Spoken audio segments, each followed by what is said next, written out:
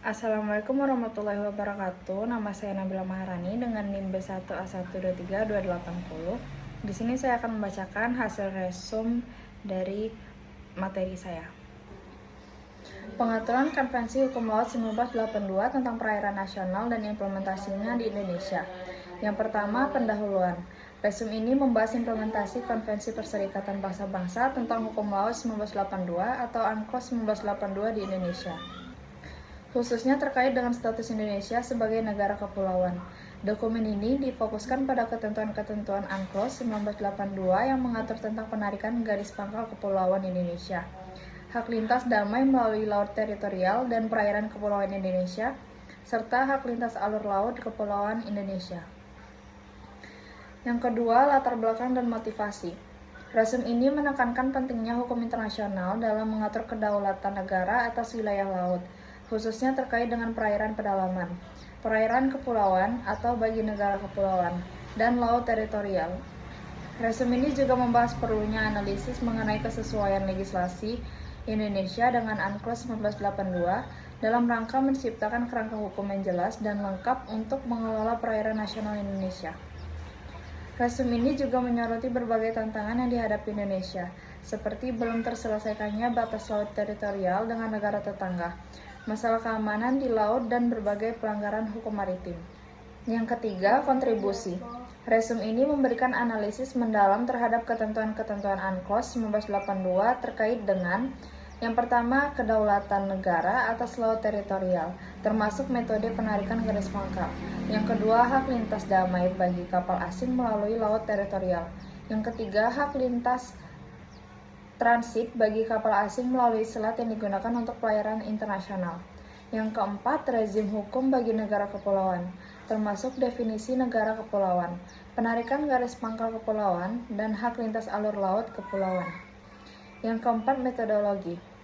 Resum ini menganalisis ketentuan-ketentuan UNCLOS 1982 dan membandingkannya dengan legislasi Indonesia yang relevan, termasuk yang pertama Undang-Undang Nomor 4 Tahun 1996 tentang Perairan Indonesia.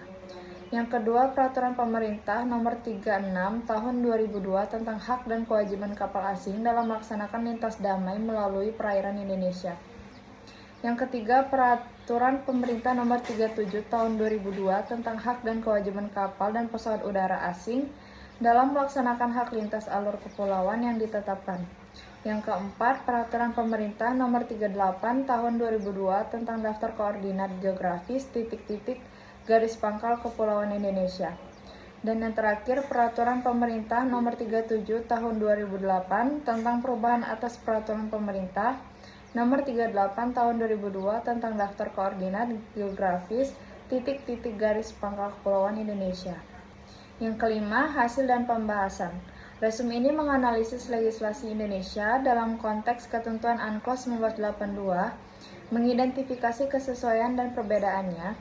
Dokumen ini juga menyorot beberapa tantangan dan masalah terkait implementasi UNCLOS 1982 di Indonesia, khususnya mengenai kurangnya pengaturan yang jelas dan lengkap mengenai zona tambahan, perlunya percepatan penetapan batas laut dengan negara tetangga, terutama dengan Malaysia dan Singapura, untuk mengatasi masalah keamanan dan mencegah kegiatan ilegal di laut.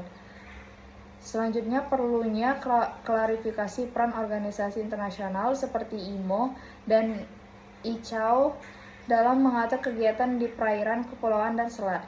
Dan yang terakhir, perlunya penanganan ancaman pembajakan, perampokan bersenjata, dan terorisme di Selat Malaka dan titik-titik strategis di Indonesia lainnya. Lalu yang terakhir, kesimpulan. Resum ini menyimpulkan bahwa UNCLOS 1982 sangat penting bagi Indonesia sebagai negara kepulauan dan menekankan perlunya kerangka hukum yang kuat untuk melindungi perairan nasional dan memastikan implementasi hak dan kewajiban Indonesia berdasarkan konvensi tersebut. Resum ini juga memberikan sejumlah rekomendasi untuk meningkatkan implementasi UNCLOS 1982 di Indonesia, seperti yang pertama, memperkuat kerangka hukum untuk zona tambahan, yang kedua, memprioritaskan penyelesaian batas laut dengan negara tetangga, yang ketiga, mengklarifikasi peran dan tanggung jawab organisasi internasional dalam mengatur kegiatan di perairan Indonesia, dan yang terakhir, meningkatkan langkah-langkah keamanan untuk mengatasi ancaman pembajakan, perampokan bersenjata, dan terorisme di perairan Indonesia. Untuk yang terakhir, informasi tambahan. Resume ini memberikan wawasan berharga mengenai kompleksitas hukum dalam mengelola perairan nasional Indonesia, khususnya dalam konteks status kepulauannya. Resume ini juga menekankan pentingnya kerjasama internasional dan kolaborasi dalam mengatasi tantangan maritim, terutama dalam konteks isu lintas batas dan perlunya perlindungan sumber daya bersama serta keamanan maritim. Resume ini menggarisbawahi perlunya kerangka hukum yang komprehensif dan efektif untuk memastikan pengelolaan sumber daya maritim Indonesia yang berkelanjutan dan berlindung kepentingan nasional. Resume ini memberikan gambaran menyeluruh mengenai poin-poin penting dalam resume dan signifikasinya bagi kebijakan maritim Indonesia. Sekian penjelasan resume dari saya.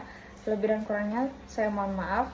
Saya akhiri, wabillahi taufiq wal hidayah. Wassalamualaikum warahmatullahi wabarakatuh.